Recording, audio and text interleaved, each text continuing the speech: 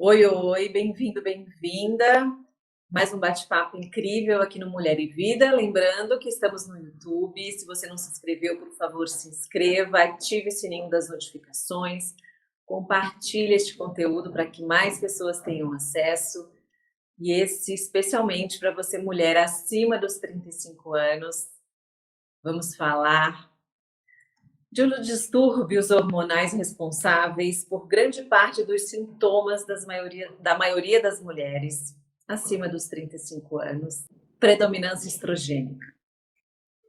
Minha convidada, especialíssima no assunto saúde da mulher, nutricionista Mariana Barbosa, que fala disso lindamente, principalmente com o fluxo menstrual. É incrível a abordagem dela, eu fiquei encantada e estou muito feliz que ela aceitou meu convite de estar aqui para a gente falar da saúde da mulher.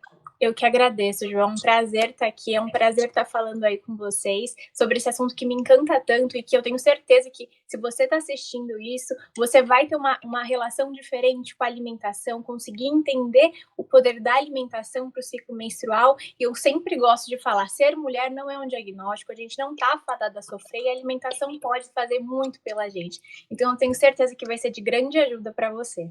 E bom, nosso assunto hoje vai ser predominância estrogênica. Quero entender tudo sobre este assunto. Mas primeiro eu queria que você falasse um pouquinho dessa sua abordagem, que é em torno do ciclo menstrual da mulher.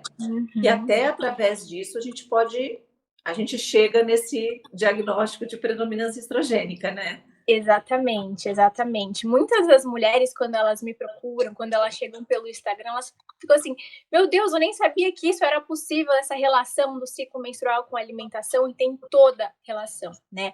Isso porque a mulher, ela nunca é a mesma ao longo do ciclo. A gente tem aí alterações hormonais ao longo do ciclo menstrual, ao longo dos ciclos de vida da mulher, né? A menarca, a primeira menstruação, ali nos anos férteis e depois no fim dos anos menstruais, a gente tem todas essas alterações e os nossos hormônios, eles vão influenciar em absolutamente tudo que acontece com a gente.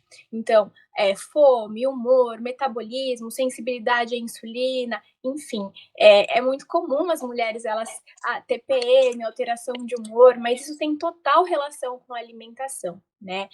Essa alteração hormonal influencia bastante no nosso status nutricional, então na nossa necessidade de carboidratos, na nossa necessidade de gordura, de proteína, de alguns micronutrientes, né? Então, a gente pode pensar em cálcio, vitamina B6, enfim, uma série de outros nutrientes.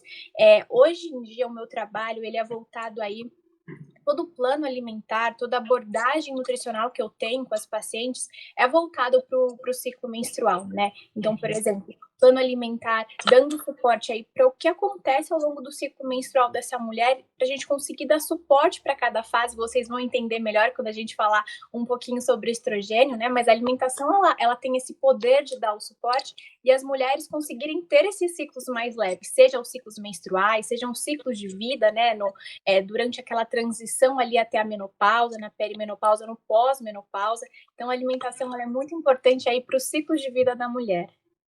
Tem muita mulher que sofre nesse momento, né? Com cólicas intensas, TPM abusiva. Exatamente. E a alimentação, só a alimentação e os suplementos já muda completamente esses sintomas? Sim. Por exemplo, se é só uma TPM, uma cólica menstrual que não está associada a uma endometriose, a um mioma, por exemplo, responde muito bem a alimentação, muito bem mesmo. Se não responde, deixa de ser normal. Aí vale ir ao médico para investigar uma endometriose, alguma outra coisa.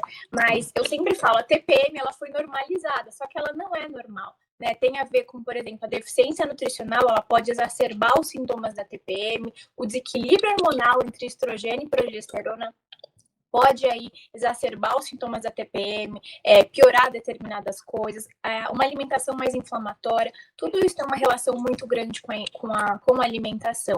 Então, quando a gente ajusta isso, alimentação, estilo de vida, né, sono, exercício físico, e se tiver necessidade, a suplementação, a mulher, ela consegue viver muito bem, ela não tem TPM, e por mais que ela tenha, por exemplo, uma endometriose, onde ela vai ter aí um pouquinho mais de cólica, a gente consegue melhorar essa qualidade de vida vida da mulher. A gente consegue diminuir a cólica dela, por mais que a gente não zere, né? Como uma mulher que não tem nenhuma doença de base, uma endometriose, um mioma, mas geralmente responde muito bem à alimentação. Perfeito. E aí vamos entrar então nessa tal da predominância estrogênica. Vamos entender um pouquinho o que é esse distúrbio que afeta as mulheres, principalmente acima dos 35. Exatamente, mas Ju, por incrível que pareça, hoje em dia eu tô pegando bastante mulher jovem, assim, lá para os seus 20, 22 anos, mulheres mais jovens, que têm aí sintomas relacionados a esse excesso de estrogênio, né? Quando a gente fala predominância estrogênica, eu quero que vocês tenham em mente que isso significa que a mulher ela tem mais estrogênio do que a progesterona, por exemplo, né? Ao longo do nosso ciclo menstrual, quando a gente menstrua, esse estrogênio ele vai estar nos seus níveis mais baixos e ele vai aumentando ao longo do ciclo. Essa mulher ovula, depois da ovulação ela vai ter a produção do estrogênio, mas agora ela tem a progesterona, né? E essa progesterona ela teria que equilibrar esse estrogênio. Essa predominância estrogênica vem num excesso de estrogênio, principalmente aí nessa segunda fase do ciclo, que é depois da ovulação. E aí a mulher ela pode sentir alguns sintomas pré-menstruais, se é uma mulher em idade fértil. Se a gente pensar numa mulher aí que está entrando na menopausa, ela pode ter esses sintomas de excesso de estrogênio do mesmo jeito, tá? Então, essa predominância estrogênica é sempre esse excesso de estrogênio relacionado à progesterona, tá? E faz muito mal. Eu citei lá no início, até na chamadinha, alguns dos sintomas que a gente não quer ter, mas infelizmente aparecem. Por exemplo, irritabilidade, mudança de humor, vontade de comer doce excessivamente, gordura localizada, tudo isso é devido a esse descontrole hormonal. Isso, justamente porque, por exemplo, se a gente pensa no ganho de peso, o estrogênio ele é um hormônio que ele vai estimular o crescimento, né? Então, se eu tenho muito estrogênio, eu vou ter um aumento de peso. Uma das funções do estrogênio é estimular o crescimento do endométrio ali para uma possível gravidez. Mas, infelizmente, esse excesso hormonal, tanto o excesso de estrogênio como a falta, acaba sendo muito ruim para a mulher, né? Mas eu não quero que vocês pensem que o estrogênio ele é um hormônio ruim. Pelo contrário, ele é um hormônio incrível para a mulher. E ele é essencial na nossa vida. Ele é responsável aí pela saúde óssea, cardiovascular, síntese de neurotransmissores, sensibilidade à insulina, metabolismo. Então, ele é essencial. Ele só não pode estar em excesso e nem faltando. Ele em excesso, que é muito comum hoje em dia, traz todos esses sintomas aí que você falou. Ganho de peso, vontade de doce, as alterações de humor, principalmente a irritabilidade, ciclos menstruais muito curtos, menores de 21 dias, ou, por exemplo, uma menstruação muito intensa, muito dolorosa. Tudo isso está relacionado aí com esse excesso de estrogênio. E existe uma causa, assim? O que pode causar? Ou é a idade mesmo? Sim, a gente tem algumas causas, né? Então, por exemplo, se a mulher ela tem pouca progesterona comparado ao estrogênio ali na segunda fase do ciclo, isso aí pode fazer com que essa mulher ela tenha essa predominância estrogênica, né? Pensa nesse estrogênio e progesterona como se fosse uma gangorra. Quando a progesterona sobe, esse estrogênio diminui, sabe? E ao contrário, quando você tem mais estrogênio, você vai ter pouca progesterona. Então, a pouca progesterona e essa deficiência de progesterona, ela pode ser algo para você desenvolver essa predominância estrogênica, estresse, genética, mas genética não é destino, né? A gente pode fazer muito por isso, até porque a alimentação ela vai ter um papel muito importante nesse momento aí de excesso de estrogênio. Então, por exemplo, se a gente pensar numa mulher que não tem uma alimentação muito boa, o intestino não funciona muito bem, a maioria das minhas pacientes elas chegam constipadas. Muita mulher ela vive constipada e acha normal. A constipação, né, essa microbiota intestinal que é pobre em diversidade, uma microbiota intestinal desbiótica, ela faz com que essa mulher ela tenha um aumento desse estrogênio. Por quê? Porque lá no nosso intestino, a gente tem um estroboloma, que vai ajudar a gente a regular tanto o excesso quanto a falta do estrogênio, né? Então, por exemplo, o estrogênio ele faz a função dele, ele precisa ir embora. O último lugar de passagem desse estrogênio ele vai ser o intestino. se esse intestino não funciona muito bem, se você tem mais bactérias patogênicas, né, bactérias ruins, ao invés desse estrogênio ele ser excretado, ele vai ser reabsorvido, vai voltar para a sua circulação sanguínea e, consequentemente, você vai ter o excesso do estrogênio, né? Há uma alimentação mais rica em, por exemplo, uma alimentação mais inflamatória, com bastante álcool, faz com que esse estrogênio ele siga vias não tão interessantes, ele vai acabar ficando em excesso, trazendo todos esses sintomas aí que a gente comentou. E quais são os exames que a gente pode detectar isso, além de relatar, né, ao médico, ao nutricionista, esses sintomas? A avaliação do estrogênio mesmo, Ju. Geralmente, eu, como nutricionista, eu tenho um certo problema com exames, isso por conta de legislação, então acaba ficando muito complicado para mim. Mas, geralmente, fazer a avaliação aí, avaliação bioquímica do estrogênio, de acordo com a fase do ciclo ali. Por exemplo, no primeiro ao terceiro dia da menstruação, mais ou menos. Ah, tá. E aí, exame de sangue? Exame de sangue. E também a gente pode ter aí uma avaliação de... a gente consegue mensurar pelos sinais e sintomas, né? A gente vai fazendo essa associação. Então, a pessoa aparece com a menstruação muito intensa, acne pré-menstrual, enxaqueca pré-menstrual, ganho de peso, vontade incontrolável por doce, ganho de peso principalmente ali na região do quadril. Se a pessoa ela vem com uma insulina muito elevada, a insulina também ela vai aumentar o estrogênio, porque ela aumenta a ação de uma enzima chamada aromatase, né? Então, a gente tem aí alguns os sinais e sintomas junto com alguns exames, além aí do estrogênio, para a gente mensurar como é que estão esses níveis de estrogênio e aí fazer o diagnóstico. Mas, claro, quem faz o diagnóstico de predominância estrogênica é o médico. Ah, perfeito. E aí, fui detectada. Já estou com os exames, descobri que estou com a tal da predominância estrogênica. O que é que vai mudar agora na minha vida, daqui para frente? Como é que eu vou ter que me alimentar, ou meu estilo de vida, o que é que muda? Tá. Quando a gente pensa aí nesse excesso de estrogênio, uma mulher com predominância estrogênica, a gente precisa ter em mente que o cuidado começa lá no início de um novo ciclo. Então, quando a sua menstruação chega, né? Então, é a partir desse momento que a gente vai começar a modular esse estrogênio, tá? Como que a gente vai fazer isso? Esse estrogênio, ele é produzido, né? Então, por exemplo, ele é produzido lá nos seus ovários, tecido adiposo, e ele vai para o tecido alvo ter a ação dele, e depois ele precisa ir embora, né? Então, a gente tem que pensar nessas vias que ele precisa sair. Então, a primeira via que ele segue é a via do fígado, ele vai lá para o nosso fígado para ele ser eliminado, né? Pensando aí nesse fígado, o que a gente precisa ter em mente? Levando em consideração a alimentação, tá? Então, precisa ser uma alimentação muito rica em vegetais crucíferos, então, grupo das brássicas, brócolis, repolho, couve-flor, couve de Bruxelas, rabanete. Por quê? Porque esses alimentos, eles vão conter o indol 3-carbinol, que vai agir lá no nosso fígado para fazer com que esse estrogênio ele siga vias mais interessantes, seguir mais a via do 2-OH e menos a do 4, do 16-OH, que estão associados aí com esses sintomas de excesso de estrogênio, são estrogênios não tão interessantes assim. Tá? Então, esse é um ponto. E aí, fora a alimentação, existe o cuidado com a saúde física, o exercício físico. Com toda certeza, com toda certeza. Pela alimentação ainda, a gente pode citar, por exemplo, o chá verde, o chá de dente de leão, o alecrim, linhaça, todos esses fitoestrogênios, né? O chá de folha de amora também, pensando na alimentação para a gente dar o suporte aí para o fígado, para ele conseguir detoxicar bem para o intestino. Pensando em estilo de vida no geral, a gente tem que ter um controle muito grande do estresse. A gente viver é se estressar hoje, né? Hoje a gente se estressa com tudo. E o estresse, ele tem, assim, uma influência muito grande nos nossos hormônios. Por quê? Por exemplo, o estresse, ele vai aumentar cortisol, né?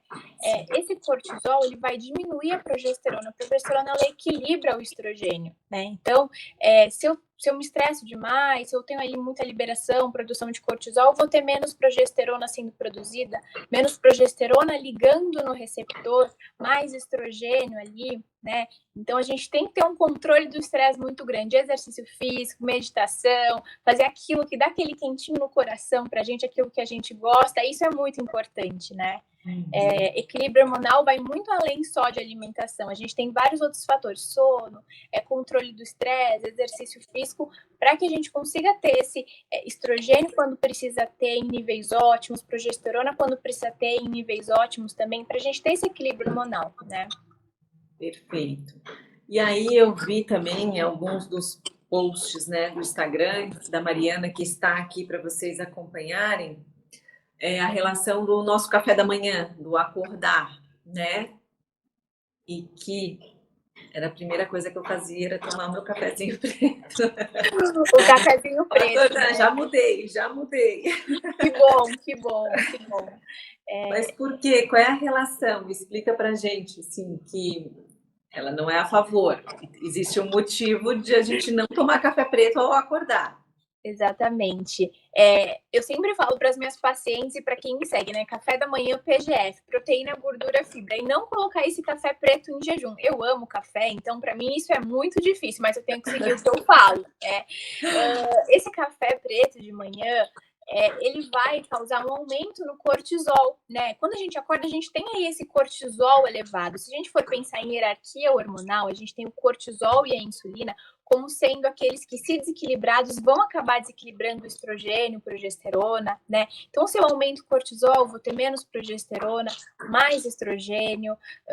Eu vou ter também, o café, ele vai ter um aumento na sua glicemia. A gente pensar em controle glicêmico de insulina, isso é muito importante quando a gente pensa em predominância estrogênica, né? Porque quando eu tenho um aumento da insulina, eu vou ter um aumento da atividade da aromatase e, consequentemente, o aumento desse estrogênio, né? Então, café da manhã em jejum, não. Só depois que você estiver aí de barriga cheia, que você colocou. E esse café da manhã, ele precisa ser super rico, ter essa proteína, gordura e fibra, né?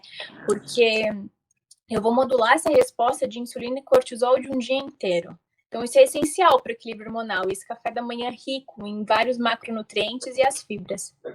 Mas vale um chá, vale água com limão, vale?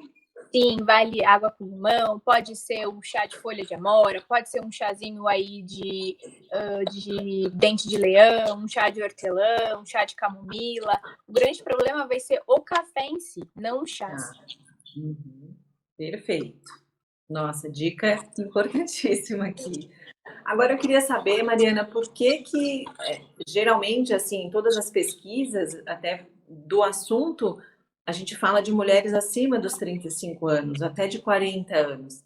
E cada vez mais, acho que qualquer assunto que a gente aborde aqui, que era de 35 ou 40 a mais, hoje está de 20, 25. O que está acontecendo? É a alimentação da juventude? Por que essa mudança? Hoje a gente vive numa epidemia de desequilíbrio hormonal, né? Se você pegar qualquer mulher para conversar, você vai ver, ela vai ter alguma coisa, ela vai ter TPM, ela vai ter cólica, ela vai ter acne, ela vai ter síndrome do ovário policístico, endometriose. Então hoje a gente vive numa epidemia de desequilíbrio hormonal, né? E que foi normalizado. Desde quando a gente menstruou pela primeira vez, a gente sabia assim, a gente vai sofrer, porque vai ter um dia no mês que a gente vai ficar mais estressada, vai ter a menstruação, então foi normalizado, né? Isso sempre foi. Então, isso é um ponto negativo. Então, as mulheres, elas acham que é normal e acabam não procurando ajuda para isso.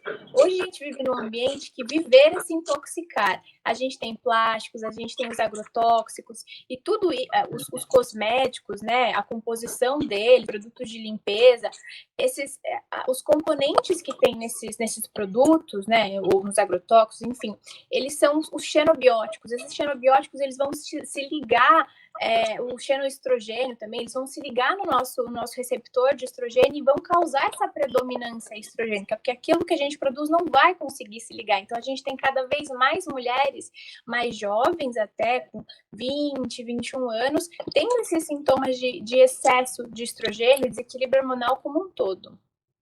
Perfeito. Então é a mudança que tem que começar mais cedo também, né?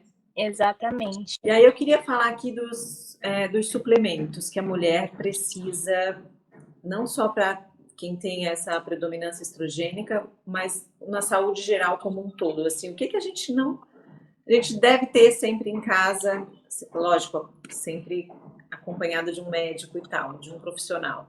Mas o que que não pode faltar para a mulher? Para a mulher, eu diria o magnésio. O magnésio ele é super interessante para o equilíbrio hormonal, para a melhora da sensibilidade à insulina, né, para as cólicas menstruais, TPM. Na fase lútea, a gente tem uma diminuição dos nossos níveis de magnésio, então é bem interessante a gente trabalhar com magnésio, incluindo na alimentação, né? Então, semente de abóbora ou a suplementação também.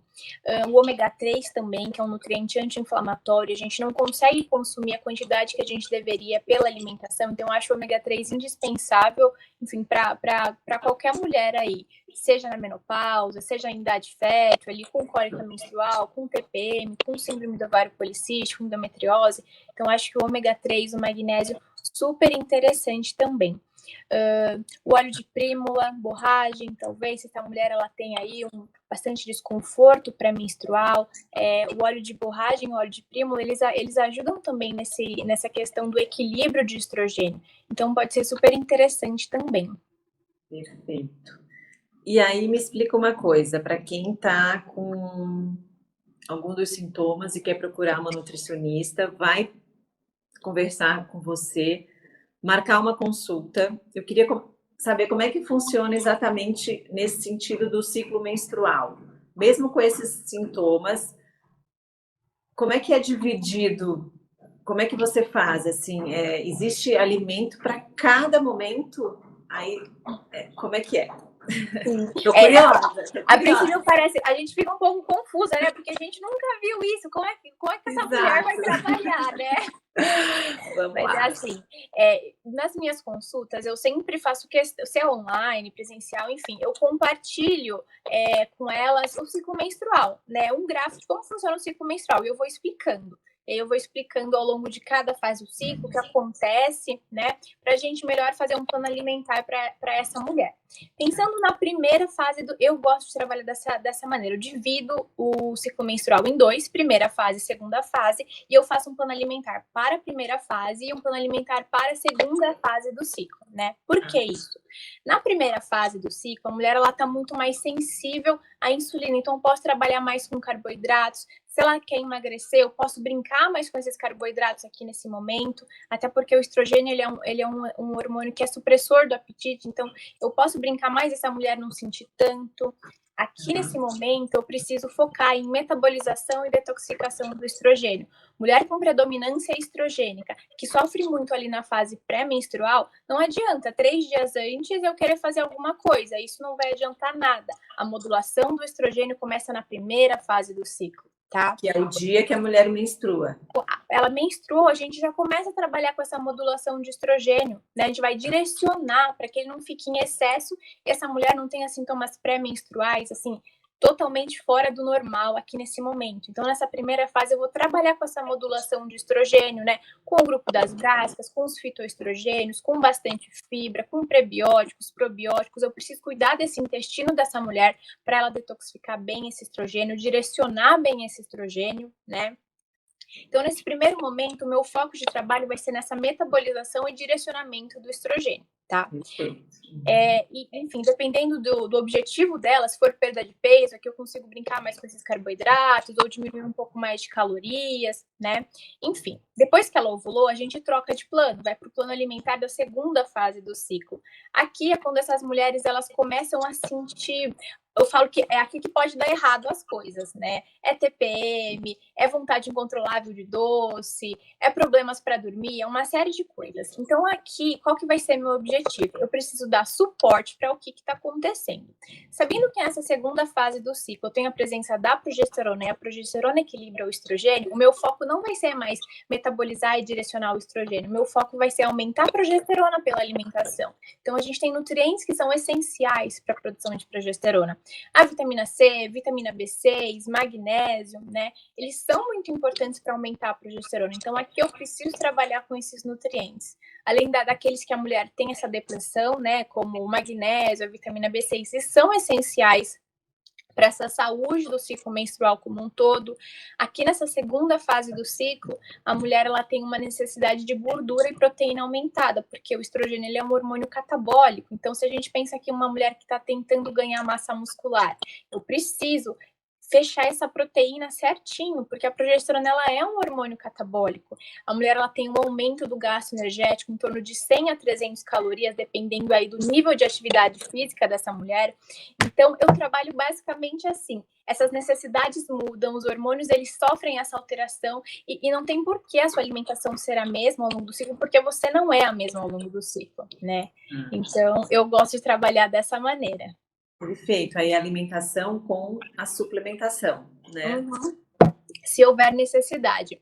Aí, por exemplo, se é uma mulher que está na menopausa, eu não trabalho com esse plano alimentar em ciclos, até porque quando a mulher, por exemplo, a gente tem a fase aí da perimenopausa, que são os anos que vão anteceder a menopausa, que é um ano sem menstruar, ela tem algumas alterações no ciclo menstrual. Então, ou não ovula todos os ciclos, tem aí uma menstruação mais intensa, enfim. E aí eu prefiro não trabalhar com esse plano em ciclos, porque eu falo que é uma segunda puberdade, né? Os hormônios, eles estão... Então eu prefiro dar suporte para tudo de uma vez só ali, para não atrapalhar esse processo, para ela, para ser algo mais tranquilo, mas eu não trabalho em ciclos com essas mulheres. E até a menopausa, que antes era bem mais tarde, cada vez as mulheres mais jovens entrando na menopausa. Exatamente. Também. E nós não somos mais tão férteis como as nossas ancestrais, né? Porque hoje em dia, você vê as mulheres antigas, claro, tem um monte de outras coisas envolvidas, mas as mulheres elas têm muito mais dificuldade de engravidar. Hoje em dia, mulher com 30 anos, 35 anos, entrando na menopausa precoce, por conta desse estilo de vida, por conta dessa exposição a toxinas, por conta de muitas vezes negligenciar um pouco a alimentação. Eu não quero engravidar agora, mas você ovular todos os meses, você ter níveis hormonais adequados ali todos os meses, não é para você engravidar, é para a saúde. A gente está falando da saúde de mais da metade da população do mundo, né? Ovulação não é só para gravidez, porque é a partir da ovulação que você produz progesterona, é a partir da ovulação que você vai produzir a progesterona, você vai equilibrar o estrogênio, você vai ter menos desses sintomas, né? E tem todos esses benefícios dos hormônios. Por exemplo, a segunda fase do ciclo, que é a fase lútea, é quando as mulheres elas reclamam muito da TPM, né? Uhum. Só que a progesterona, ela é um hormônio que tem um efeito calmante, porque ela converte um neuroesteroide, o allopregnona, em GABA, por exemplo. Então, a gente fica mais tranquila, a gente lida melhor com o estresse nesse momento. Mas, claro, se a gente tiver a progesterona aí em níveis adequados, né? Se a gente não tiver, não é bem assim que acontece. Perfeito. Bom, Mariana, a gente falou de alguns suplementos que a mulher deveria ter. Eu queria falar da alimentação em si. Quais são os alimentos que a gente precisa ter na nossa casa? Primeiro de tudo, as sementes.